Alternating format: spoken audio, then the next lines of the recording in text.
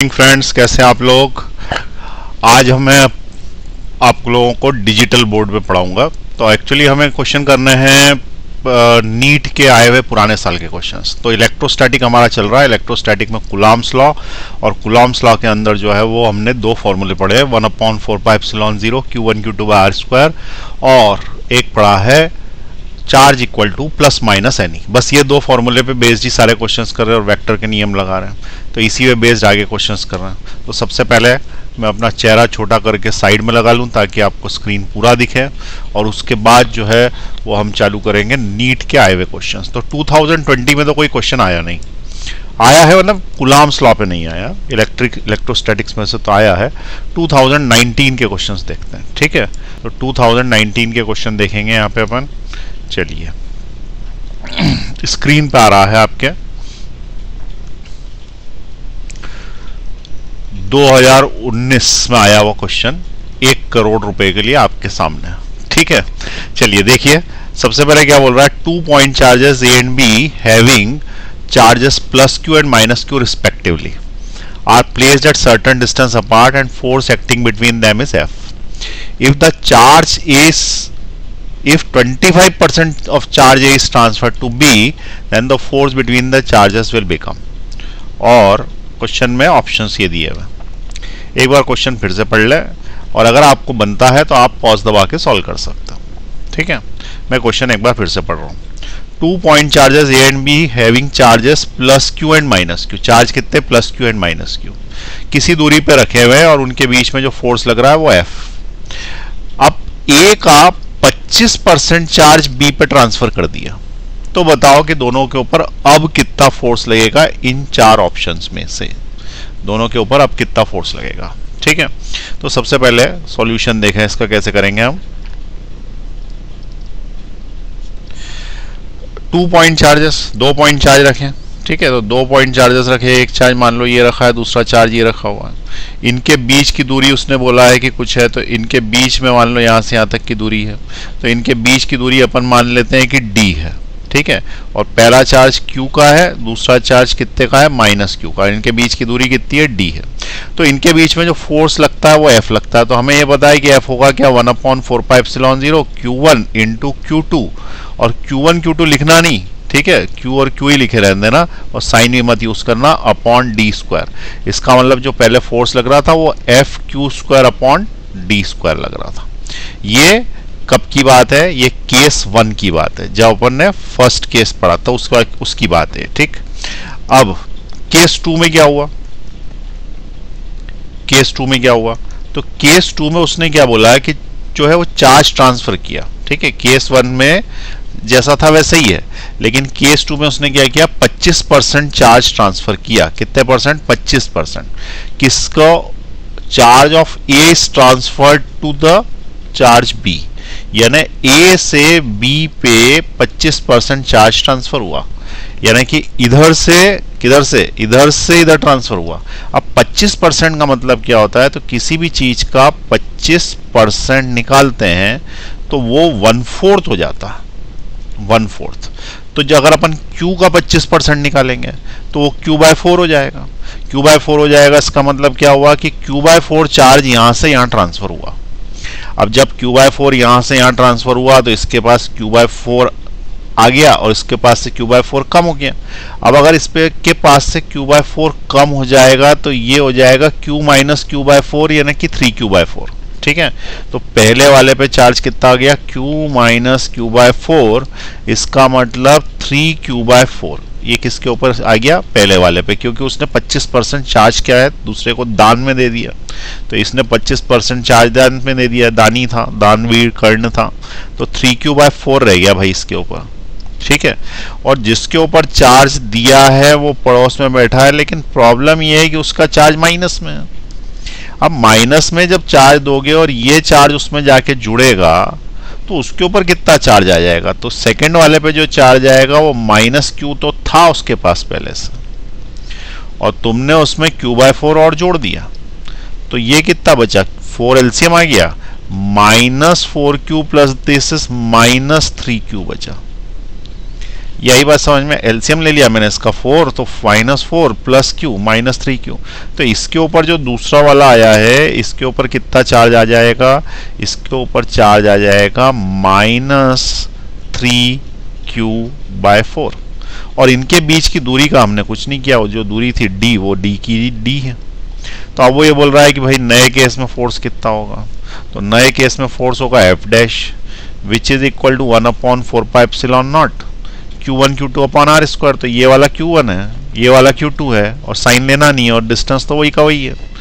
तो यहाँ लिख देता हूं मैं 3q/4 Q1, इसके पड़ोस में 3q/4 Q2, और अपॉन में डिस्टेंस का स्क्वायर, तो डिस्टेंस वही है। तो इससे नया F डैश जो आया, नया फोर्स जो आया न्यू, वो फोर्स कितना आ गया, K की जगह K हो गया 3 × 3 हो गया 9, नीचे 4 × 4 हो गया 16, Q का स्क्वायर हो गया और D स्क्वायर हो गया। अब यहाँ पे ये देखो कि जो अपना पुराना फोर्स था, ठीक है, ये जो अपना ओल्ड फोर्स था, ये था KQ²/D², और यहाँ पे KQ²/D² देखो, तो क्या इस KQ²/D² की जगह अपन F लिख सकते हैं?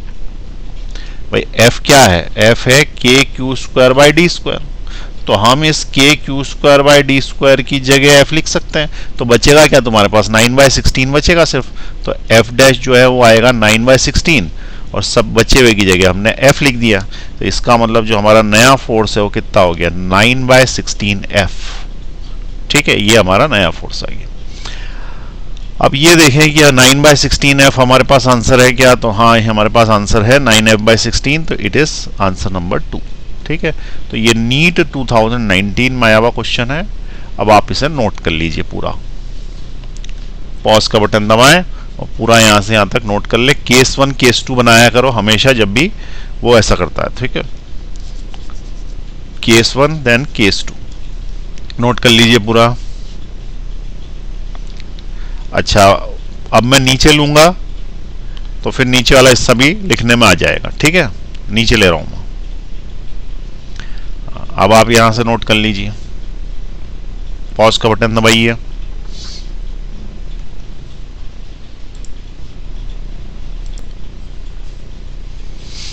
ठीक है, तो ये फर्स्ट क्वेश्चन आपको समझ में आ गया होगा। इसके अंदर जो है वो चार्ज डिस्ट्रीब्यूशन पे बेस्ड था, कोई बहुत कठिन क्वेश्चन नहीं था। अच्छा, 2019 में 2 बार नीट की परीक्षा हुई है, एक बार उड़ीसा में अलग से हुई है। ठीक है, उसका पेपर अलग आया था। तो 2019 में ही उड़ीसा में कौन सा क्वेश्चन आया ये देख रहे हैं वो अपन। ठीक है, तो चेहरा छोटा करके नीचे, और अपन पहुंच गए हैं अपने कैनवास पे। ठीक है, अब इसके अंदर नीचे question number 2, NEET Orissa 2019 question पढ़े। 2 metal spheres, one of radius r and other of radius 2r, both having same charge। ठीक है, दोनों के क्या है, surface charge density same है, have having surface charge density sigma। When they are brought in contact and separated, the new surface charge density on each sphere will be। ठीक है, तो नई सरफेस चार्ज डेंसिटी इनके इसके ऊपर क्या हो जाएगी, ऐसा पूछा है।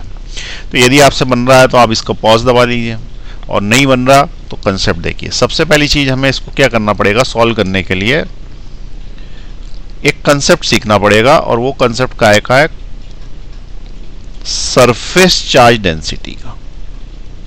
सरफेस चार्ज डेंसिटी, अब ये सरफेस चार्ज डेंसिटी होता क्या है, तो इसको सिग्मा से डिनोट करते हैं। तो बेसिकली सरफेस चार्ज डेंसिटी का मतलब किसी दी हुई सरफेस पे कितना चार्ज है। जैसे मान लो कि मैंने बोला ये स्फीयर है, सेम एक और ऐसा का ऐसा स्फीयर है। अब इसके ऊपर जो चार्ज है पहले वाले पे वो 4 चार्जेस बैठे हुए हैं।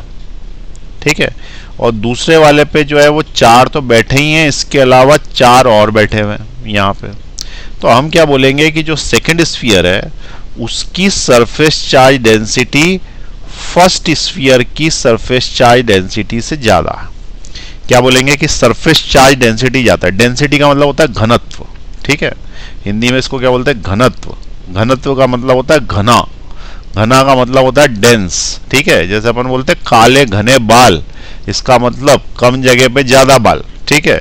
तो इसका मतलब घना का मतलब होता है डेंस, डेंस फॉरेस्ट। तो इसमें ज्यादा चार्ज है, इसकी डेंसिटी ज्यादा। और ज्यादा चार्ज डाल देंगे, ये और ज्यादा चार्ज डाल दिए तो और ज्यादा चार्ज डेंसिटी हो गई। तो जितनी ज्यादा चार्ज डेंसिटी होती जा रही है उसका सिग्मा बढ़ता जा रहा है। तो सिग्मा का फॉर्मूला क्या हुआ, चार्ज ज्यादा होना चाहिए और एरिया कम होना चाहिए, ठीक है। तो सिग्मा का फॉर्मूला क्या हुआ, sigma is charge per unit area. जैसे भारत की आबादी बहुत ज्यादा है ना, तो एरिया क्या है, एरिया हमारा कम है लेकिन चार्ज ज्यादा है, लोग ज्यादा हैं, एरिया कम है इसलिए डेंसिटी ज्यादा है। तो डेंसिटी, सरफेस चार्ज डेंसिटी का फॉर्मूला क्या बनेगा, surface charge density is charge upon area. Surface charge density का फॉर्मूला क्या है, चार्ज अपॉन एरिया। ये फॉर्मूला याद रखें आप, बस इतना ही काफी है। अगर मान लो कि मैंने बोला कि एक स्फीयर छोटा है और एक स्फीयर बड़ा है और इसके ऊपर 4 चार्जेस हैं और इसके ऊपर भी 4 चार्जेस, ये ए है ये बी है, तो बताओ किसकी सरफेस चार्ज डेंसिटी ज्यादा। तो उसका आंसर है सरफेस चार्ज डेंसिटी ए की ज्यादा है, बी की कम है। रीजन क्या है, भले ही दोनों के ऊपर चार्ज सेम हो लेकिन इसके पास जगह कम है, तो कम जगह पे ज्यादा चीजें आएंगी तभी तो डेंसिटी बढ़ेगी, तो डेंसिटी बढ़ गई। इसके पास क्या है, चार्जेस भले ही 4 ही हैं लेकिन जगह है ना इसके पास काफी सारी, तो काफी सारी जगह तो इसकी डेंसिटी कम है, ठीक। अब बस इतना कंसेप्ट काफी है, अब उसके बाद जो है वो अपन क्वेश्चन सॉल्व कर पाएंगे, ठीक। तो ये मिटा रहा हूं, इसका कोई मतलब नहीं है, ये तो समझाने के लिए बता दिया था। क्वेश्चन देखें, 2 metal spheres, one of radius R and other of 2r, ठीक है। एक का रेडियस क्या r है, दूसरे का क्या है 2r। तो ठीक, एक छोटा है एक बड़ा है, सॉल्यूशन करना है, ठीक है। जिसको ये नोट करना है वो कर ले। पहले मैं ऊपर कर देता हूं, क्वेश्चन नोट कर लो। पहला पॉज का बटन दबा के क्वेश्चन नोट कर लीजिए, दबाइए पॉज। और इस कंसेप्ट पे बेस अगर तुम कर पाते हो खुद तो कर लो, अब कंसेप्ट तो समझा ही दिया। चलिए अब मैं नीचे ले रहा हूं, क्वेश्चन सॉल्व करा रहा हूं।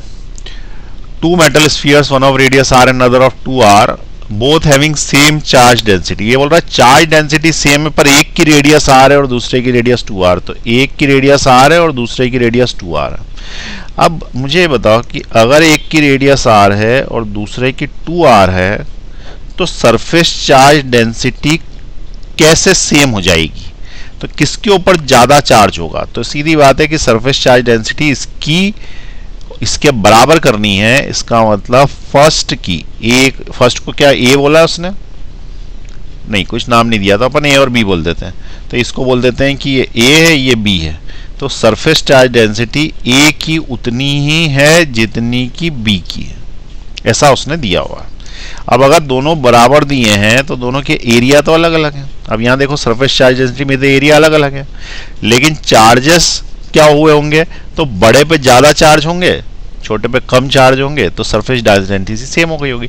जैसे इसके ऊपर मान लो कि 8 चार्ज हैं और इसके ऊपर 4 चार्ज हैं, तो सही है।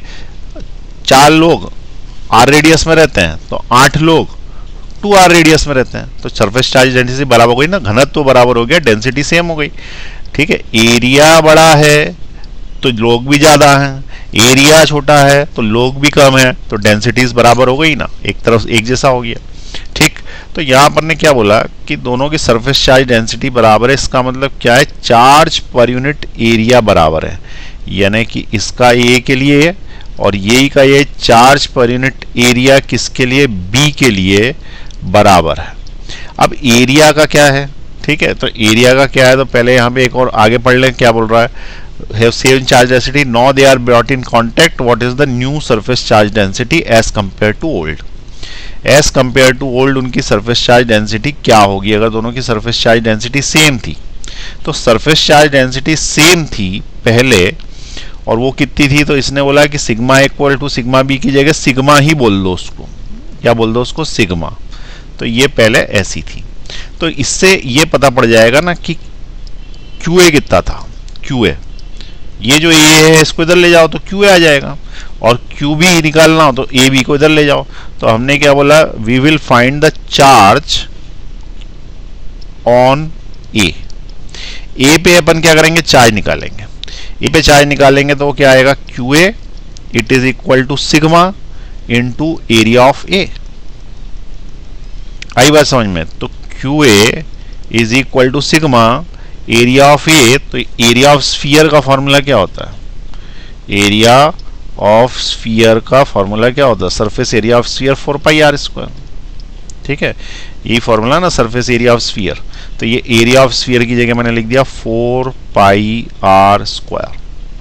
आ रही बात समझ में? है तो इससे चार्ज आ गया ए का, क्या आ गया, 4 पाई आर स्क्वायर सिग्मा। ये किस पे चार्ज है भाई, ए पे चार्ज। अब अपन क्या करेंगे, चार्ज ऑन बी निकाल लेंगे, चार्ज ऑन बी इसी तरीके से निकाल लेंगे चार्ज ऑन बी। तो चार्ज ऑन बी क्या आ जाएगा, charge on B is equal to sigma into 4 pi are square जो आ रहा है, इसकी जगह रेडियस की जगह डबल रखनी पड़ेगी रेडियस। तो ये जो रेडियस 2r है ये इस r की जगह रख देना। ठीक है, जो रेडियस 2r है ये इस r की जगह रख देना यहाँ पे। तो ये हो जाएगा 4 पाई और 2r का स्क्वायर। तो इससे तुम्हें मिलेगा charge on B is equal to, ये 4 का स्क्वायर हो गया, 2 का स्क्वायर हो गया 4 और ये 4 से मल्टीप्लाई हो गया 16। 2 का स्क्वायर 4 और 4 से मल्टीप्लाई हो गया 16। तो 16 pi are square sigma, 16 pi are square sigma, ये उसके ऊपर चार्ज है दूसरे वाले पे। ठीक है, अब अपन ने पहले वाले पे चार्ज निकाल लिया, दूसरे वाले पे चार्ज निकाल लिया। अब वो क्या बोल रहा है आगे कि no they are touched with each other, they are brought in contact. उनको क्या किया, कॉन्टैक्ट में लेके आया, कॉन्टैक्ट में लेके आया ने टच कर दिया। जब टच कर दिया तो फिर चार्ज आधा आधा हो जाएगा कि किसी रेशियो में बटेगा। तो आधा आधा तब होता है जब इसकी रेडियस और इसकी रेडियस सेम होती, लेकिन चूंकि इसकी रेडियस अलग और इसकी रेडियस अलग है तो हम क्या करते हैं उस केस में रेशो में बांटते हैं। इसको 1 पार्ट देंगे, इसको 2 पार्ट देंगे। अब देखो कुछ कुछ बच्चों को रेशो समझ में नहीं आता, एक बार मैं कंसेप्ट यहाँ पे लिख देता हूँ, उसके बाद जो है वो हमेशा ही लगाते रहना। ठीक है, अब बार बार नहीं बताऊंगा, पहले भी बता दिया लेकिन एक बार और लिख देता हूं। Concept of division in ratio, जब भी कभी किसी चीज का बंटवारा करना है, बंटवारा, ठीक है, इन रेशियो, किसी रेशियो में बंटवारा करना, तो मान ले कि तुम्हें A/B रेशियो में किसी चीज को बांटना है। तुम्हारे पास यहाँ पे क्या, बहुत सारी चीजों के ढेर लगे हुए, टॉफियां, ठीक है, तुम्हें किस रेशो में बांटनी है, A/B रेशो में बांटनी है। तो जितनी भी टोटल क्वांटिटी हो, क्वांटिटी जितनी भी हो, 25 टॉफी है, 25 टॉफी है, जो भी है, उसको क्या करना, उसको A+B से डिवाइड करना, जिस रेशो में बांटना है। ठीक है, जिस रेशो में बांटना है उसको ऐड करके डिवाइड करना, और इस वाले को पहले वाले को कितना देंगे तो उसमें मल्टीप्लाई करना A का। तो ये वो क्वांटिटी आ गई जो हमें A को देनी है। और यदि क्वांटिटी B की निकालनी है तो क्या करना, रेशो को ऐड करना, नीचे रेशो ऐड हो गए और B का मल्टीप्लाई हो गया। ठीक है, तो क्या अपन ने इसमें सिस्टम बनाया है, रेशो ऐड करके क्वांटिटी से डिवाइड करना, जो भी क्वांटिटी है, टॉफी बांटनी है तो टॉफी क्वांटिटी है तो क्वांटिटी से डिवाइड करना, डिवाइड करना। ठीक है, और उसके बाद A का मल्टीप्लाई कर देना, A का मल्टीप्लाई या B का मल्टीप्लाई, जिसका भी निकालना उसका मल्टीप्लाई। ठीक है, ये तब करना जब सेम रेशो में बांटना, और अगर रिवर्स रेशो में बांटना तो पहले रेशो रिवर्स कर लेना, फिर उस हिसाब से लिख लेना, या B का या A का। तो यहाँ पे जो है वो A की जगह B आएगा। ठीक है, तो यहाँ पे फॉर्मूला समझ में आया कैसे। तो सेम रेशो में यदि बांटने के लिए बोलता है तो ये फॉर्मूला यूज करना जो यहाँ बनाया। और अगर रिवर्स रेशो में बांटने के लिए पूछता है तो रिवर्स रेशो में इस जगह पर B आ जाएगा और इस जगह पर A आ जाएगा, पर यहाँ A ही रहेगा, यहाँ A रहेगा पर यहाँ B हो जाएगा, और यहाँ B रहेगा तो यहाँ A हो जाएगा। अगर रिवर्स रेशो में बांटता के लिए बोलता है, क्योंकि A का B में लिख दिया जाता है, B का A में लिख दिया जाता है, लेकिन फिलहाल जो भी रेशो में बांटना है उस रेशो में हमने यहाँ लिख दिया इसको और यहाँ लिख दिया इसको, क्योंकि डायरेक्ट रेशो में बांटना है। ठीक है, रिवर्स में नहीं बांट रहे इसके अंदर। अब देखो यहाँ पे लगाते हैं कंसेप्ट, अभी उतार लेना, अभी पहले देखते जाओ। यहाँ पे लगाते कंसेप्ट, हमारे पास टोटल चार्ज कितना है, ये है और ये है, तो उसने यही बोला ना कि टोटल चार्ज लिख लो पहले टोटल कितना और उसको रेशो में बांट दो। तो हमने क्या बोला है कि radius is in ratio 1:2, so charge will distribute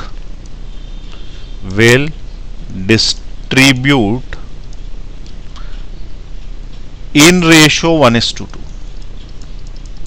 ठीक है, तो total charge will distribute in ratio 1:2। अब टोटल चार्ज है कितना, तो टोटल चार्ज कितना है, तो पहले वाले में दूसरे वाले को ऐड करने से टोटल चार्ज आएगा। तो इसका टोटल चार्ज कितना होगा, तो इसको इसमें ऐड कर दो। तो ये 16 है, कितना है भाई, ये 16 है और ये 4 है, तो 16 और 4 कितने हो गए, 20 हो गए। तो 20 के बाद पाई आर स्क्वायर सिग्मा वैसा कैसे रहेगा, तो हो जाएगा 20 पाई आर स्क्वायर सिग्मा। ये हमारे पास आ गया भाई टोटल चार्ज, ये इसका टोटल चार्ज है। तो अभी अपने को टोटल चार्ज को डिस्ट्रीब्यूट करना किस रेशियो में, 1:2 में। तो उसके लिए हमने क्या बोला, फर्स्ट पे जो चार्ज आएगा ए पे, ऊपर लिख दो पहले total charge, total 20 pi are square sigma, और अपॉन में उसका रेशो डालो, रेशो को ऐड करके डालो। तो रेशो उसका 1:2 है, इस रेशो को ऐड करके यहाँ डालना, यही डाला था ना रेशो को ऐड करके, तो रेशो 1:2 है, तो 1 + 2 यहाँ डाल देना। उसके बाद यहाँ पे जब b की बात करेगा तो b ले लेना, और जब a की बात करेगा तो यहाँ a ले लेना। तो अभी जब अपन a की बात कर रहे हैं तो a लेंगे, a कौन सा है इसमें, a ये वाला है, b ये वाला है, क्योंकि रेशो A/B है, तो a की जगह मैंने 1 लिख दिया। तो मुझे कितना मिला, 20/3 pi are square sigma, 20/3 pi are square sigma. क्या मैं इसको 5/3 into 4 pi are square sigma लिख सकता हूँ, 5/3 4 पाई आर स्क्वायर सिग्मा। तो 4 पाई आर स्क्वायर सिग्मा करके ऐसे अपन छोड़ सकते हैं। उसने क्वेश्चन में हमसे क्या पूछा है, उसने क्वेश्चन में पूछा है कि पुराने सिग्मा के मुकाबले कितना, ठीक है ना, क्वेश्चन में क्या पूछा है, पुराने सिग्मा के मुकाबले इनकी नई सरफेस चार्ज डेंसिटी क्या होती। तो ये जो अभी अपने पास आया है ना, ये वाला, ये जो आया है, ये तो अभी अपने पास आया है चार्ज। अब इसकी सरफेस चार्ज डेंसिटी निकालोगे फर्स्ट वाले की, ठीक है। तो अब इसकी क्या निकालेंगे, surface charge density, surface charge density किसकी, फर्स्ट वाले की। सरफेस चार्ज डेंसिटी क्या होता है, चार्ज अपॉन एरिया, यही होती है ना सरफेस चार्ज डेंसिटी। तो चार्ज उसके ऊपर कितना, ये है चार्ज, तो इसकी जगह लिखा मैंने 5/3 4 पाई आर स्क्वायर सिग्मा, और पहले वाले का सरफेस एरिया कितना है, तो वो है 4 पाई आर स्क्वायर, क्योंकि वो तो स्फीयर ही है। तो इससे ये कैंसिल होके फर्स्ट वाले का आंसर आ रहा है 5/3 सिग्मा, ये आ रहा है फर्स्ट वाले का आंसर 5/3 सिग्मा। अब ऊपर देखो 5/3 सिग्मा ऑप्शन है क्या, तो ये वाला ऑप्शन है 5/3 सिग्मा, तो दूसरे वाले की जरूरत ही नहीं, 5/6 सिग्मा आएगा, डी ऑप्शन सही है।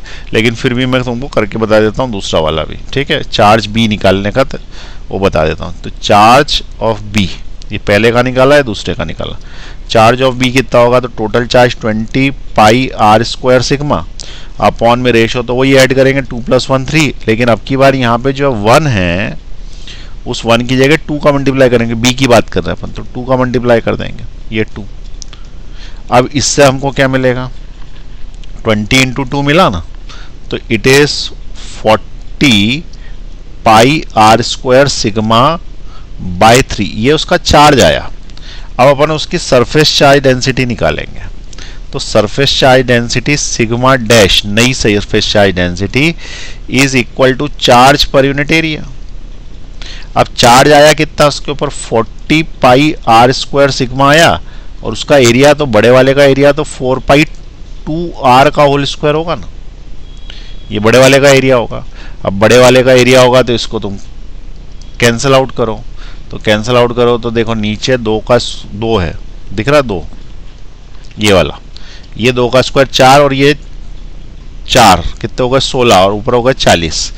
तो ये वाला जो 4 आया ना, ये तो इससे कैंसिल हो गया, 10 हो गया, ये 10/4, ठीक है, तो ये वाला जो है ये हो गया 10, ये हो गया 4। 10/4 का मतलब होता है 5/2, तो ये बन रहा है 5/2।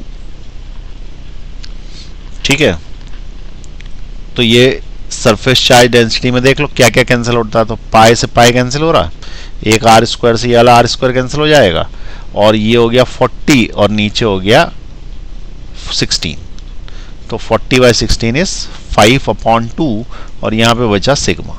कैलकुलेशन कर लेना तुम।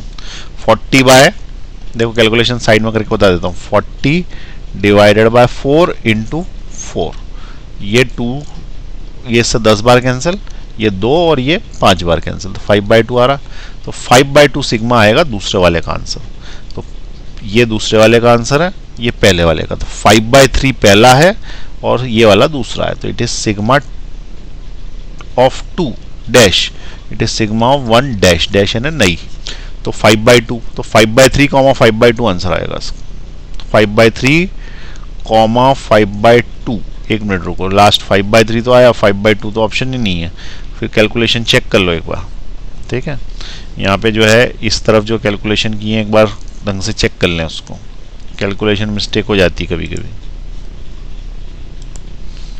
हाँ, ये मैंने बोला था ना, नीचे 3 छूट गया मेरा, ये वाला जो 3 आ रहा है ना, ये 3 इधर लिख ही नहीं पाया, तो ये 3 के कारण ये 6 हो जाएगा इसका आंसर। ठीक है, तो लास्ट वाला ऑप्शन ही सही है। यहाँ पे जो 3 छूट गया है, ये देख लो, ये वाला जो 3 है ये लिख रहा हूँ मैं यहाँ पे, इसके साथ ही जाएगा, ये 3 यहाँ पे आएगा, और ये 3 चूंकि नीचे आएगा तो इंटू 3 हो जाएगा, तो ये हो जाएगा 5 सिग्मा/6। This will be the answer, 5 सिग्मा/6, ये आंसर है सेकेंड वाले का, तो ऑप्शन डी सही है। वैसे भी अपन बिना देखे भी डी को ही लगाने वाले थे, क्योंकि पहला वाला आ गया तो दूसरा वाला वही होगा, उसको करने की जरूरत ही नहीं है। ठीक है, तो this will be the answer, 5 सिग्मा/6। अब आप नोट कर सकते हैं पूरा का पूरा। ठीक है, मैं पॉज का बटन दबाने के लिए बोलूंगा तो आप पॉज दबा देना, फिर उसके बाद मैं नीचे लूंगा। चलिए दबाइए पॉज। ठीक है, अब जिसने लिख लिया मैं नीचे ले रहा हूं।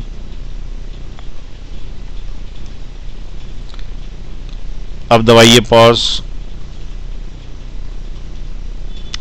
कंसेप्ट भी लिख ले साइड में। चलिए अब नीचे ले रहा हूं मैं, दबाइए पॉज। ठीक है, चले अब नीचे आ रहा। 2017 में क्वेश्चन आया, पढ़िए इसको। Suppose the charge on A proton and electron differ slightly. Proton और इलेक्ट्रॉन में बहुत ही हल्का सा अंतर है। One of them is -e and the other is e plus daily. एक e है और दूसरा थोड़ा ज्यादा e plus daily. If the net electrostatic force and gravitational force of two hydrogen atoms placed at a distance d much greater than the atomic size apart is 0, then delta is E is of the order of, given that the mass of the hydrogen is this. अच्छा, ये जो ऐसे लिखते हैं ना, ऐसे, इसका मतलब पावर चढ़ाना होता है। जैसे 10 की पावर -3 है तो कंप्यूटर में चढ़ती नहीं है, तो हम क्या करते हैं 10 डैश करके -3 करके टाइप कर देते हैं। इसका मतलब इसको ऐसा समझे ना, 10 की पावर -3, ये सिंबल पावर का है। अरे ये कहाँ चला गया, तो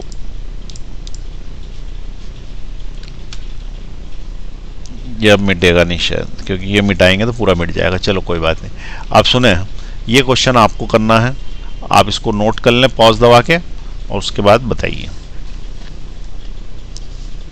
पॉज दबा दें और नोट कर लें इसको।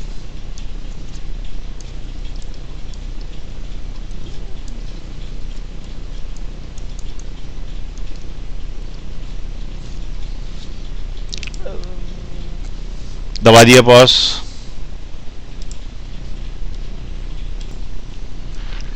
ठीक है, किया आपने क्वेश्चन, तो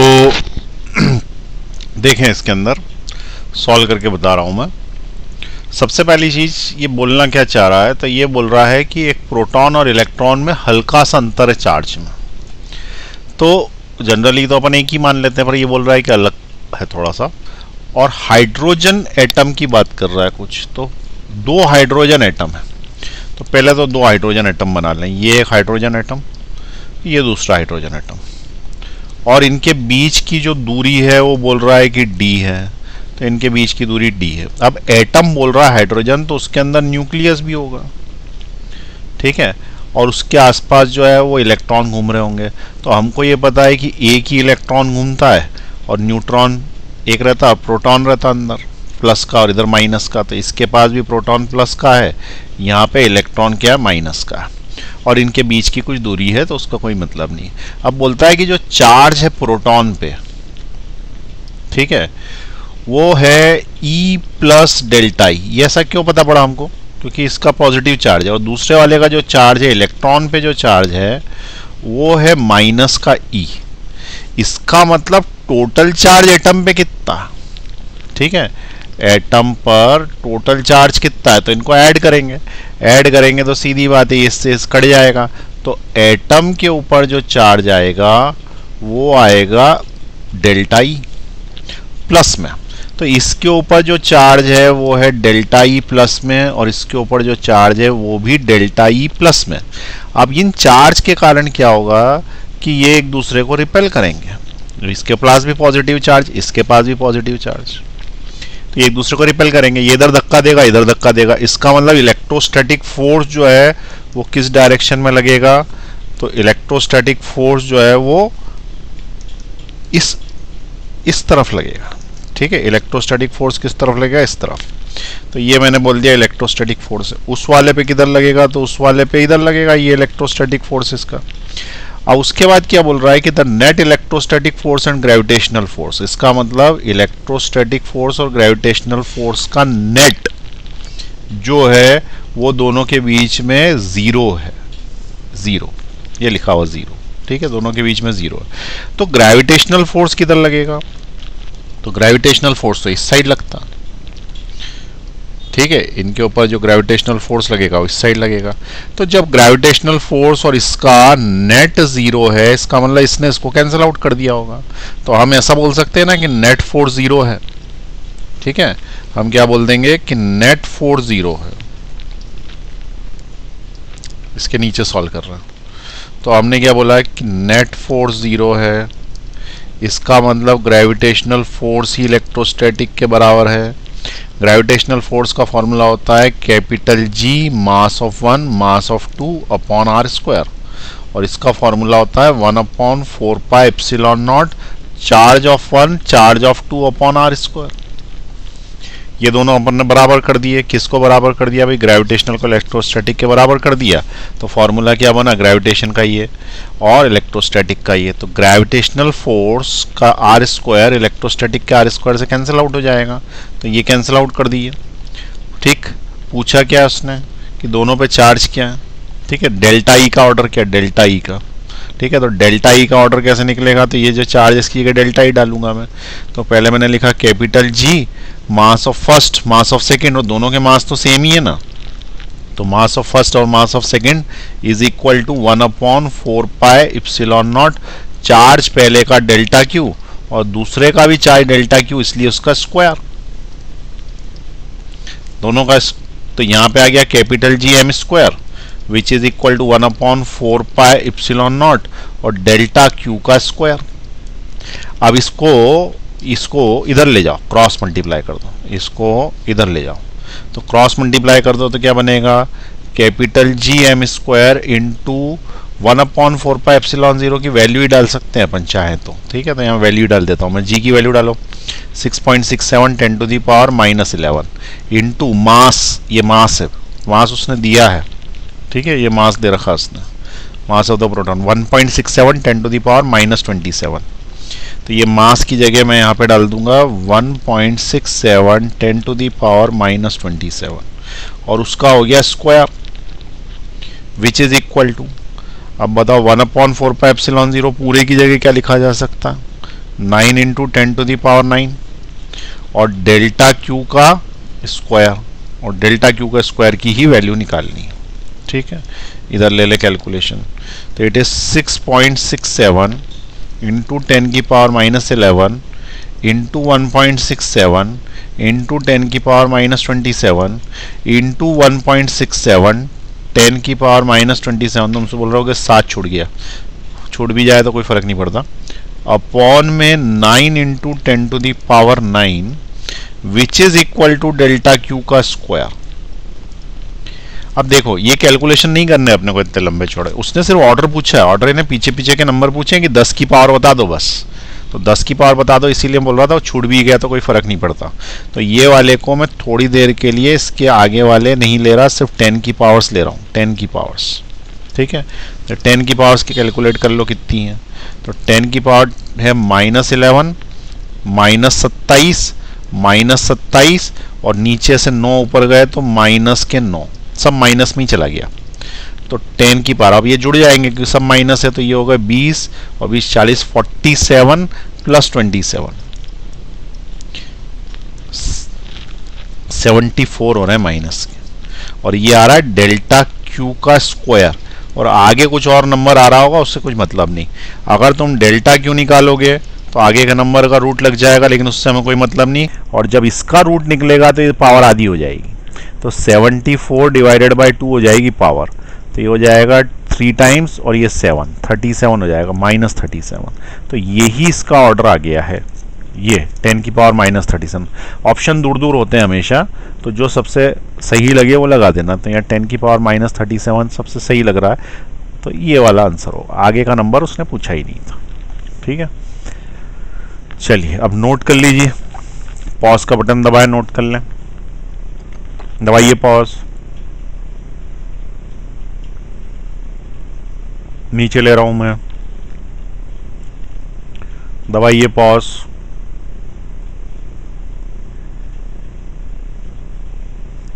चलिए छूट गया हो तो लिख लें पॉज दबा के।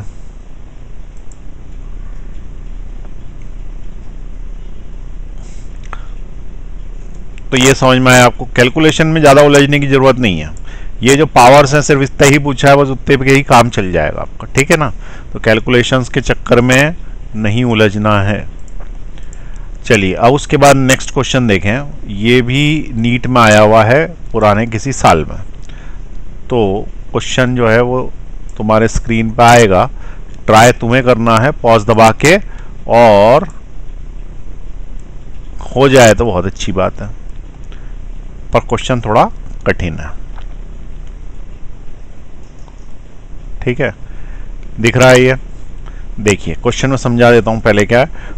2 पिथ बॉल्स, पिथ बॉल्स के क्वेश्चन अपन ने करे हैं, पिथ बॉल्स मतलब जो अभी पिछली क्लास में किए थे वही। 2 पिथ बॉल्स इक्वल चार्जेस, ठीक है, ये क्वेश्चन पहले के मुकाबले बहुत कठिन है। Are suspended from a common point, तो ये कॉमन पॉइंट से सस्पेंड किया है, equal length of the string है, यानी जितनी लंबाई यहाँ है उतनी लंबाई यहाँ है, और उनके बीच का सेपरेशन आर है, ये सेपरेशन आर है। Now the strings are rigidly clamped at half of the height. अब क्या हुआ है कि इनके बीच में तो दूरी यही है, लेकिन स्ट्रिंग को आधी हाइट पे ही क्लैम्प कर दिया, यहीं पे रोक दिया आधी हाइट पे, ना आधा आधा बचा है। आधी हाइट पे रोकने का मतलब होता है ये y/2 कर दिया, मतलब यहाँ से यहाँ तक जो था उसकी आधी पे ही क्लैम्प कर दिया, तो ये यूं करके ऐसा हो गया, इधर से ऐसा हो गया, ऐसा कुछ डायग्राम बन गया। अब उसने पूछा है the equilibrium separation between the balls will now be, ठीक है, now be the equilibrium separation between the balls will now become, the equilibrium separation between the balls will now become, इन बॉल्स के बीच में इक्विलिब्रियम सेपरेशन कितना हो जाएगा, ठीक है, इक्विलिब्रियम सेपरेशन कितना हो जाएगा। तो ये 4 ऑप्शन दिए, इसके अंदर ये वाले ऑप्शन में मेरे ख्याल से आर छूट गया है यहाँ पे, क्योंकि आर के टर्म्स में आएगा, और ये जो आर है ना ये आर डैश है, ये आर डैश, क्योंकि ये आर नहीं हो सकता, यही तो पूछा उसने कि आर डैश कितना हो जाएगा, ठीक है। तो आर डैश कितना हो जाएगा ये पता करना, तो आप पॉज का बटन दबाएं और ट्राई करें, करो एक बार, डायग्राम बनाओ, T cos theta T sine theta लगाओ उसके अंदर, कोशिश करो, ठीक है। जब अपन यहाँ से टाई अप करेंगे तो ये दोनों दूर चले गए, ऐसा लग रहा, या आर डैश ज़्यादा आ रहा है, यहाँ से टाई अप किया तो कम आ रहा है, तो ये वाला देखो कितना बनता है। दोनों केस बनाओ, केस 1 केस 2,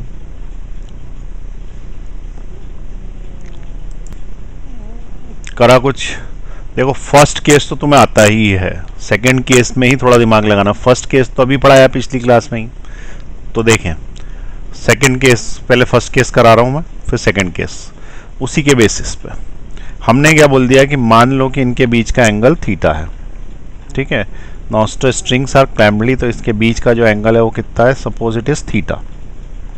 अब थीटा के लिए हमने क्या बोला कि नीचे की तरफ लगेगा mg, ठीक है, और फिर ये थीटा है तो ये वाला एंगल अगर थीटा मान ले तो ये mg cos थीटा होता है, और ये होती है टेंशन t, ठीक है। तो टेंशन के कंपोनेंट कर लेते हैं mg इसकी जगह,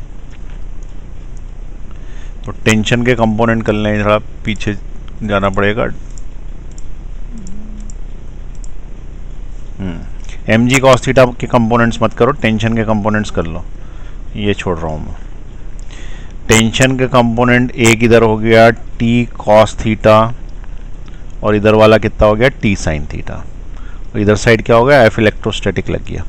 तो हमने क्या बोला कि f electrostatic is equal to कितना हो गया t sin थीटा, और t cos थीटा किसके बराबर हो गया, mg के बराबर। ये अपन ने कल ही पढ़ा है। अब हम करते क्या है, इस इक्वेशन को इस इक्वेशन से डिवाइड कर देते हैं, तो t से t कैंसिल आउट हो जाता है।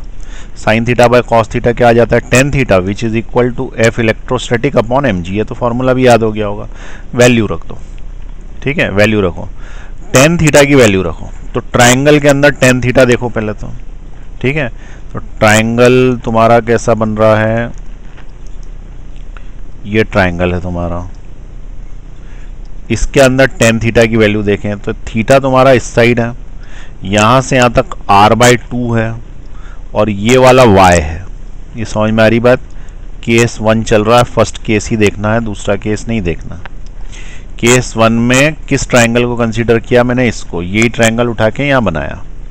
ये ट्राइंगल जब उठा के यहाँ बनाया तो उस केस में यहाँ से यहाँ तक का r/2, ये r/2, ये y है, दे रखा उसने y, तो ये y, ये थीटा है, यहाँ लगे। मुझे टेन थीटा चाहिए, tan theta perpendicular upon base होता है, तो ये यहाँ पे परपेंडिकुलर है और ये वाला बेस है, तो टेन थीटा की जगह परपेंडिकुलर अपॉन बेस लिख दिया, कोई दिक्कत नहीं है।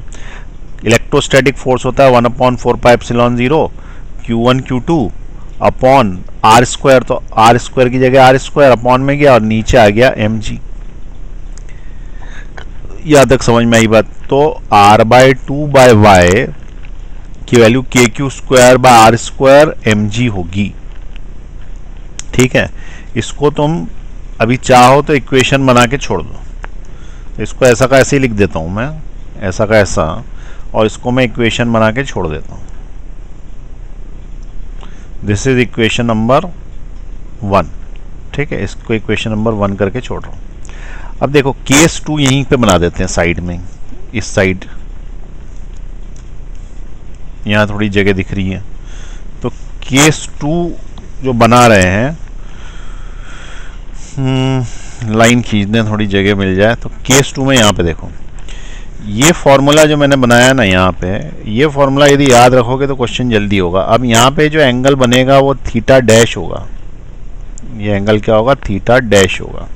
तो यहाँ पे मैंने ले लिया tan theta dash which is equal to f electrostatic upon mg। अब टेन थीटा डैश में देखें, ये वाला जो डिस्टेंस है ना, ये y/2 हो गया।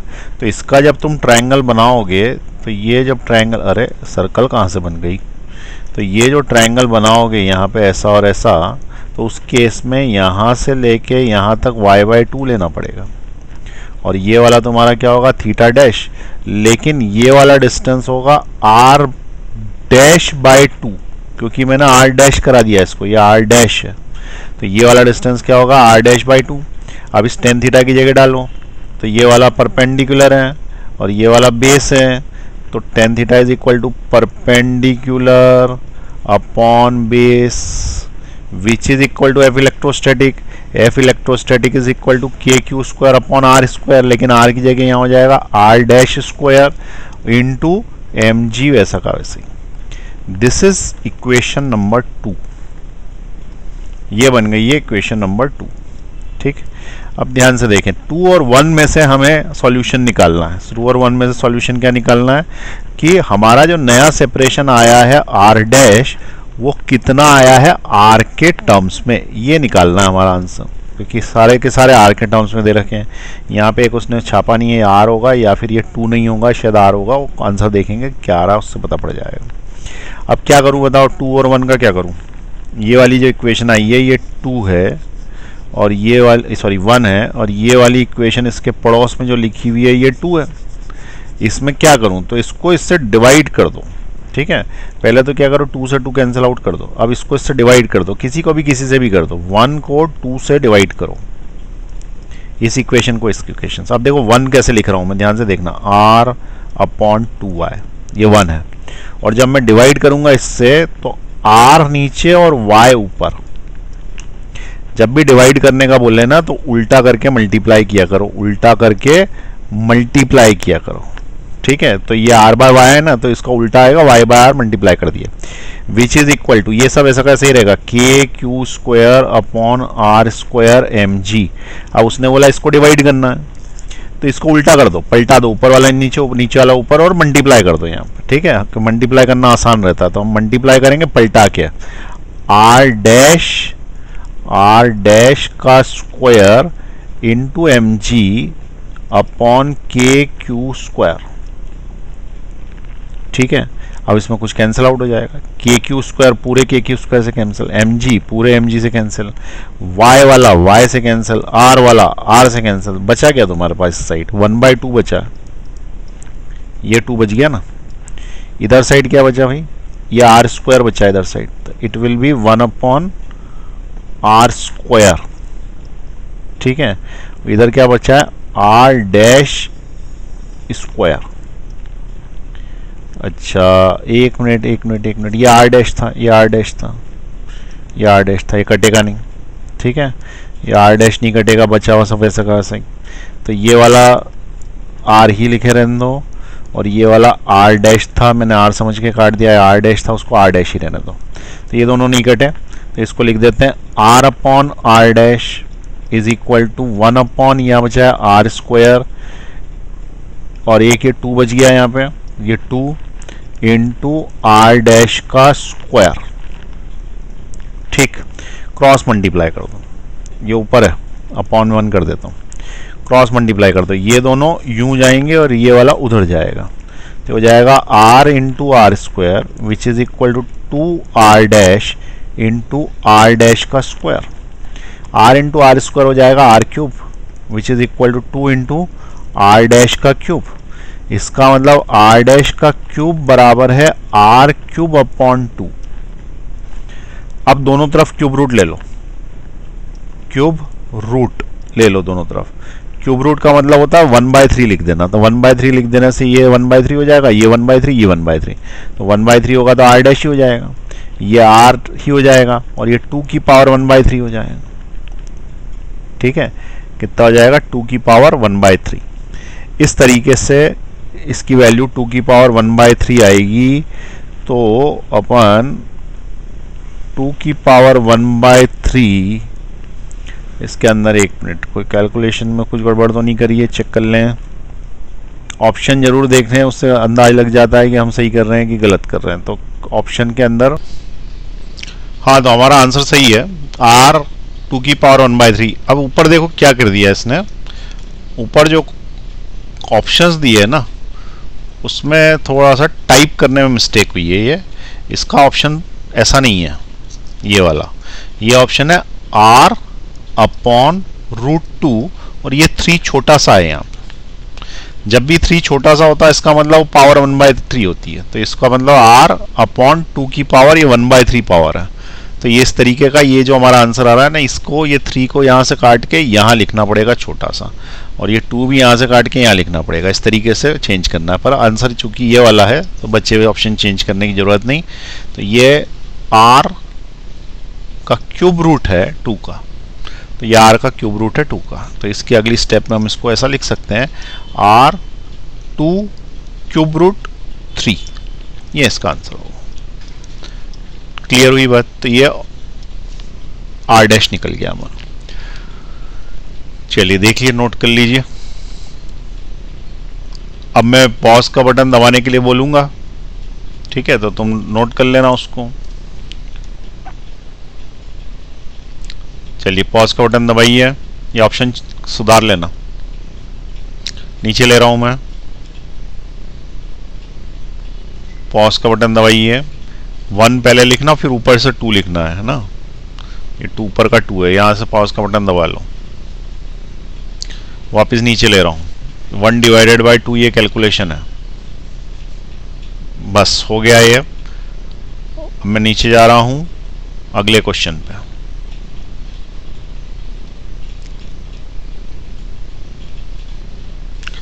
A charge Q is placed at the center of a line joining equal points plus Q. The system of 3 charges will be in equilibrium if Q is equal to.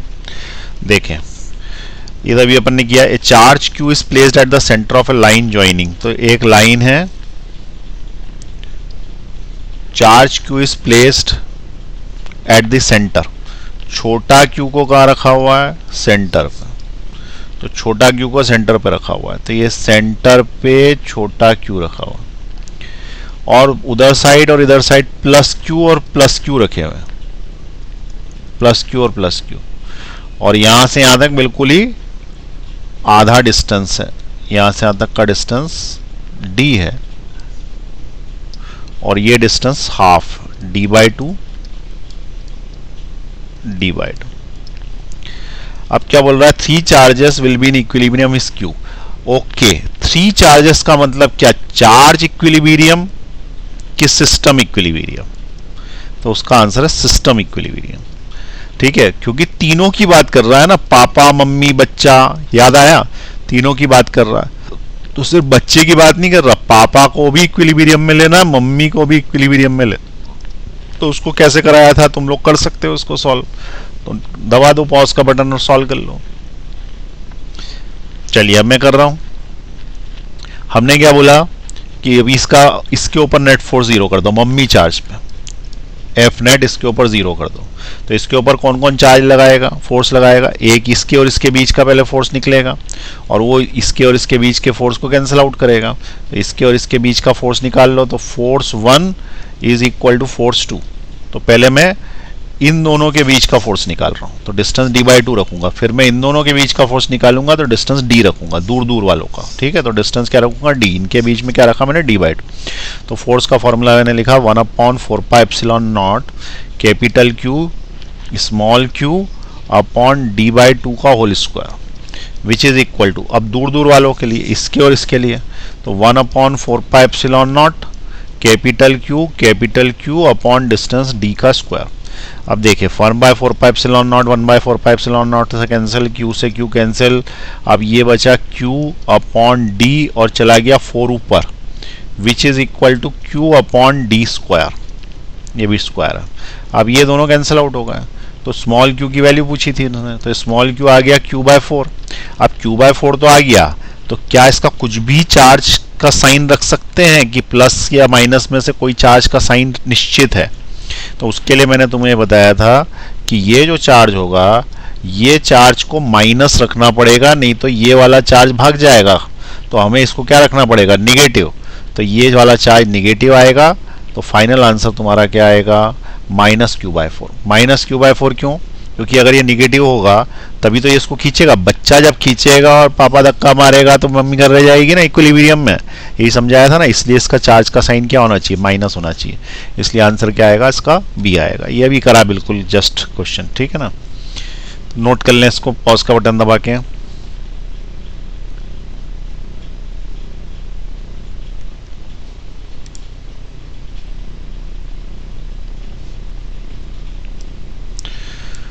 ठीक है, तो आज हमने जो है वो नीट में आए हुए क्वेश्चंस करे, और भी क्वेश्चंस करेंगे हम। तो हमारा मेथड ये है कि हम जब कंसेप्ट समझा रहे होते हैं तो उसको हम व्हाइट बोर्ड पे समझाते हैं, और जब हम न्यूमेरिकल्स कर रहे होते हैं तो उसको जो है वो डिजिटल बोर्ड पे करते हैं, क्योंकि इस पर समझाना थोड़ा आसान होता है, कलर भी काफ़ी सारे समझाए जा सकते हैं, और थ्योरी जब समझाते हैं तो वो बोर्ड पे समझाते हैं। तो अपना इलेक्ट्रोस्टैटिक में कूलम्ब्स लॉ का पार्ट करीब करीब खत्म हो गया। अब इसमें 1 2 4 5 6 न्यूमेरिकल्स और कराने टफ टाइप के, बाकी का ये खत्म हो गया। फिर इलेक्ट्रिक फील्ड स्टार्ट होगा, फिर इलेक्ट्रिक पोटेंशियल स्टार्ट होगा, फिर इलेक्ट्रिकल पोटेंशियल एनर्जी स्टार्ट होगी, फिर गॉस थ्योरम स्टार्ट होगा, और उसके बाद कैपेसिटेंस स्टार्ट होगा। इतना होता है इलेक्ट्रोस्टैटिक में, ठीक है, जिसमें कैपेसिटेंस को इलेक्ट्रोस्टैटिक 2 बोलते हैं और बचे हुए हिस्से को इलेक्ट्रोस्टैटिक 1 बोलते हैं। तो 1 में कौन कौन से पार्ट आएंगे? कूलाम्स लॉ, सेकंड नंबर पे इलेक्ट्रिक फील्ड, थर्ड नंबर पे वोल्टेज, फोर्थ नंबर पे एनर्जी और फिफ्थ नंबर पे गॉस थ्योरम। इसके 5 पार्ट्स होंगे। 5 पार्ट्स में एक पार्ट में करीब करीब 7-8 वीडियो हो गए हैं और 1-2 और हो सकते हैं। तो 5 पार्ट के अंदर बचे हुए में 3-3, 4-4 वीडियो भी मान लें तो 5 पार्ट में यदि 4 वीडियोस भी एक में मानोगे तो 20, और अगर 6 वीडियो मानोगे तो 6 5 30, यानी 30 से 35 या 40 वीडियो तक ये जाएगा। ठीक है, उसके बाद फिर मिक्स टाइप के क्वेश्चंस भी होते हैं।